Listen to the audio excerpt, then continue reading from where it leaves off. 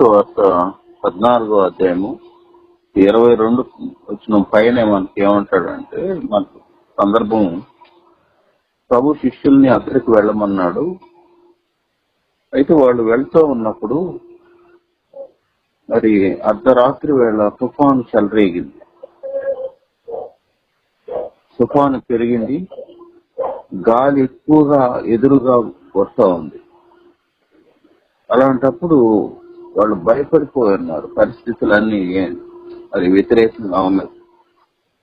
అయితే ఎప్పుడైతే తీవ్రత వచ్చేసిందో ప్రభు సముద్రం మీద నడుచుకుంటూ వాళ్ళ దగ్గరికి వస్తున్నప్పుడు వాళ్ళు ముందు దయ్యమని భయపడ్డారు.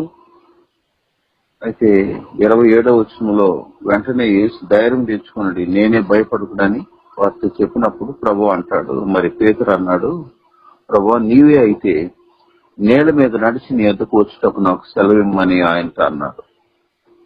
ఆయన రమ్మనగానే పేతురు ధోని దిగి యేసునద్దకు వెళ్ళుటకు నేల మీద నడిచిన గాని గాలిని చూసి భయపడి మునిగిపోసాగాడు. ఏమని పెట్టారా? మరి ప్రభు నేల మీద నడిచాడు, ఆయన నన్ను కూడా నడిపిస్తాడనేటువంటి గొప్ప విశ్వాసం పేతురులోకి వచ్చింది. అరే నీళ్ల మీద ఏంది, నడిచేది ఏంది? ఆయన అయితే సర్వశక్తిమంతుడైన దేవుడు, నేను ఎలా నడుస్తానని అనుకోలేదు. ప్రభా నువ్వు నడుస్తున్నావు కదా, నేను కూడా నన్ను కూడా నడిపించు అనేటువంటి గొప్ప విశ్వాసంతో చెప్పాడు. ప్రభు రమ్మనగానే నేళ్ల మీద నడిచెను. ఎంత గొప్ప ధన్యత! మరి ప్రభు తర్వాత నేళ్ల మీద నడిచిన వాళ్ళు ఈ లోకములు మానవులుగా జన్మించిన వాళ్ళు ఎవరన్నా ఉండారంటే మరి పేతురుకి ఆ ధన్యత వస్తుంది. కానీ ఆయన నేళ్ల మీద నడిచాడు గాని గాలిని చూసి భయపడిపోయాడు. ఒకవేళ సముద్ర పాలనను చూసి భయపడిపోయాడేమో. చూపు పక్కకు పోయింది, అందుకే మునిగిపోతామన్నాడు. అప్పుడే దేవుని బిడ్డలారా, ఈ చూపు పక్కకు పోనంత వరకు నేల మీద పరిపూర్ణంగా నడిచాడు. ఎప్పుడైతే పక్కకు పోయిందో ఆ గాలిని చూసి ఆ సముద్రాన్ని చూసి భయపడిపోయాడు. రోజు మన విశ్వాసం కూడా కొన్నిట్లో ప్రభు మీద ఉంటుంది, కొన్నిట్లో పక్కకు జారిపోతా ఉంటది. ప్రభు మీద ఉన్నంత వరకు మనకు అద్భుతంగా ప్రభు సహాయం చేస్తా ఉంటాడు. కానీ పక్కకు పోయినప్పుడు ఆయన కూడా మౌనంగా చూస్తూ ఉంటాడు. మన పరిశుద్ధ గ్రంథంలో 2వ దినవృత్తాంతాలు 14వ అధ్యాయంలో ఆస అనేటువంటి ఒక రాజు ఉన్నాడు. ఆయన ఆస దేవునిలో భక్తి కలిగినటువంటి వ్యక్తి. ఆయన మీదకి మరి కూషీయుడైన జరాహు అనేటువంటి వ్యక్తి దండెత్తి వచ్చి 1000 సైన్యాన్ని 300 రథాలు కూర్చుకొని ఆసాను ఎదుర్కొనే దానికి వచ్చినప్పుడు అప్పుడు ఆస దేవుడి దగ్గరకు పోయి ప్రార్థన చేస్తాడు. విస్తారమైన సైన్యము చేతిలో ఓడిపోకుండా బలము లేని వారికి సహాయం చేయుటకు నీకన్నా ఎవరు నాకు లేరయ్యా, నాకు సహాయం చేయమని నిన్నే నమ్ముకుని ఉన్నానని ఆయన 14వ అధ్యాయం 11వ వచనంలో 2వ దినవృత్తాంతాలు మొదలుపెట్టినప్పుడు దేవుడు అద్భుతంగా ఆ ప్రార్థనకు జవాబుగా మరి శత్రువుల్ని మొత్తాడంట దేవుడు. కాబట్టి వాళ్ళందరూ పారిపోయారు. దేవుని బిడ్డలారా, ఆ గొప్ప సైన్యము మరి ఆశ ప్రార్థనకు జవాబుగా దేవుడు కార్యం చేస్తే పారిపోయింది. అయితే 16వ అధ్యాయంలో మరి ఆశ అనేటువంటి ఆయన యోధారాజు, ఆయన మీదకి ఇశ్రాయేలు రాజు మరి ఆయన ఏం చేశాడు, ఆయనకు రాకపోకలు జరగకుండా మరి రామాను అనేటువంటి ప్రాంతాన్ని కట్టించాడంట. కట్టించినప్పుడు మరి ఈయన ఏం చేశాడు, ఆశ ఏం చేశాడు, సిరియా రాజు అయినటువంటి బెన్హదద్తో మాట్లాడి ఆయన దగ్గర ఉన్నటువంటి బంగారం అంతా ఆయనకు పంపించి, అయ్యా పలానోడు నా మీదకి వస్తున్నాడు, వాడు రాకుండా నాకు సహాయం చేయమన్నప్పుడు ఆ సిరియా రాజు వెళ్ళి వాళ్ళని తరిమేస్తారో అయిపోతుంది. అయితే అందుకే వెంటనే దేవుడు తన ప్రవక్త అయినటువంటి హనాని 7వ వచనం 2 దినవృత్తాంతాలు 16:7 హనాని రాజు దగ్గరకు వచ్చి అంటాడు, నీవు నీ దేవుడైన యెహోవాను నమ్ముకొనక సిరియా రాజు నమ్ముకుంటివే. సిరియా రాజు యొక్క సైన్యము నీ వశము నుండి తప్పించుకుని పోయాను. నీవు మునుపు గొప్ప సైన్యం వచ్చినప్పుడేమో దేవుడి మీద ఆధారపడ్డావు, ప్రభువా నువ్వే నమ్ముకో ఉన్నాను, నీవే నాకు దిక్కన్నావు, బాగానే జరిగింది కదా. మరి ఇప్పుడు ఈడెందుకు ఒక్క రాజు నీ మీదకి వచ్చినప్పుడు ఎందుకు ఇలా వేరొక రాజుని నమ్ముకున్నావు?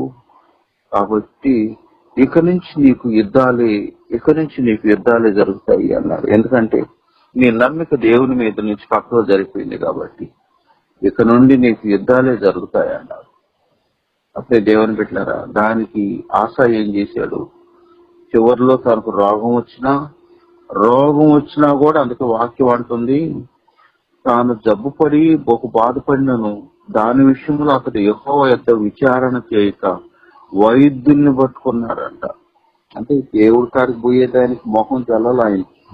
అరే నేను పుట్టించిన దేవుడు, నీ కోసం ప్రాణం ఇచ్చిన దేవుడి కాడ పోయేదానికి మొహమాటం ఏంటి, సిగ్గుపడేది ఏంటి అని దేవుడి కాడికి వెళ్లకుండా వైద్యులను పట్టుకున్నాడంట. అందుకే చచ్చిపోయాడు ఆయన.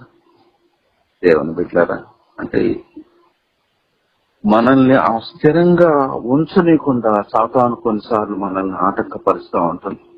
ఆనాడు పేతురు, నీళ్ల మీద నడిచిన పేతురు ఎందుకు పక్కకు చూడాలి అని అంటే అలా చూశాడు కాబట్టి పడిపోయాడు. చూడకుండా ఉండుంటే మరి అది గొప్ప రికార్డు అయి ఉండేది.